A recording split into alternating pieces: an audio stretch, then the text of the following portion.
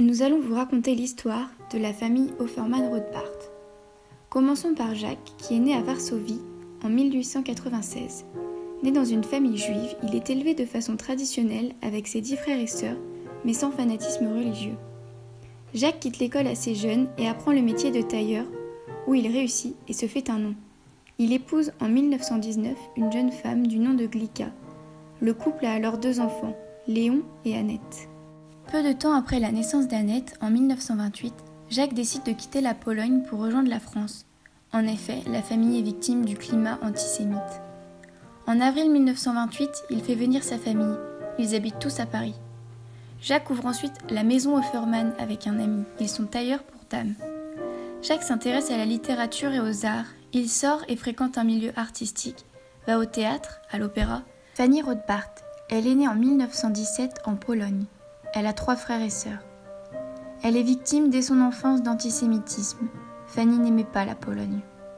Après de nombreuses hésitations sur le choix du pays d'asile, son père finit par choisir la France, où il s'est installé le premier en 1929.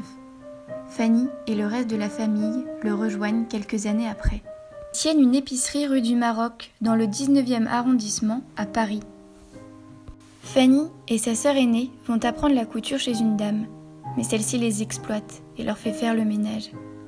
Leurs parents décident alors de placer Fanny chez Jacques, le patron de son père, pour qu'elle apprenne la couture. Celle-ci plaît beaucoup à Jacques, qui lui fait des avances, l'emmène au théâtre. Mais Fanny ne cède pas et change d'entreprise, car Jacques est marié et a 2 enfants. Jacques ne laisse pas Fanny pour autant, il quitte sa femme et retourne la chercher. Fanny accepte de le suivre et va vivre avec lui et Annette, sa fille, qui a décidé à la séparation de ses parents de vivre avec son père, alors que Léon, lui, reste avec sa mère. Le 3 septembre 1939, la guerre est déclarée. Jacques s'engage dans l'armée française étrangère. Dès octobre 1940, tous les Juifs ont le devoir de se faire recenser. Jacques part donc en zone libre.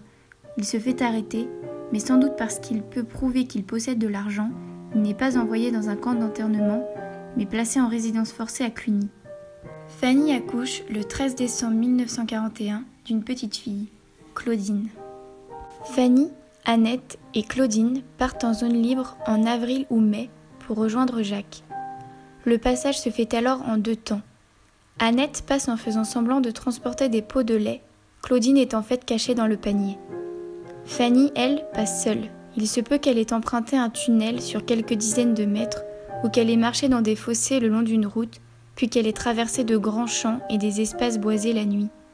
Pendant leur passage, les Allemands ont failli les attraper. Des employés d'un hôtel les ont sauvés en les cachant dans les vestiaires de leur hôtel. Arrivés en zone libre, Jacques les attend dans un taxi pour rejoindre Cluny.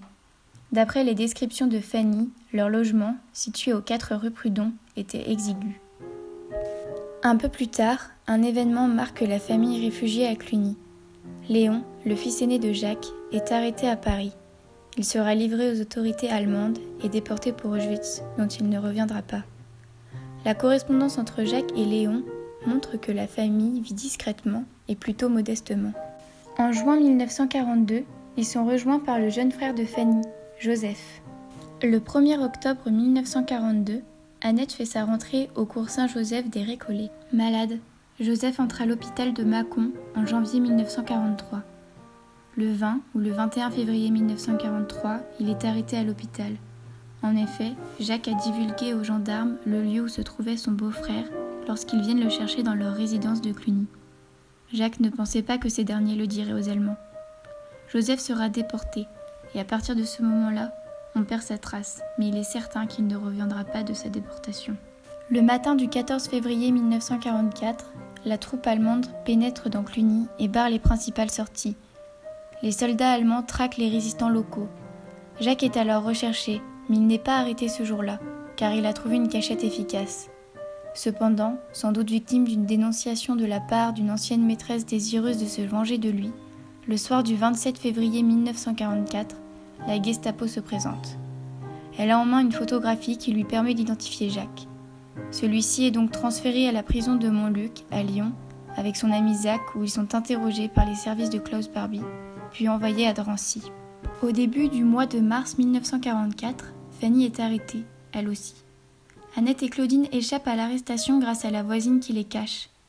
Toujours grâce à cette voisine, des résistants clunisois prennent en charge Claudine et Annette. Ceux-ci les emmènent à Mâcon, où Annette confie sa sœur en nourrice à des religieuses. Sachant sa sœur en sécurité, Annette réussit à rejoindre sa tante et ses cousines à Paris.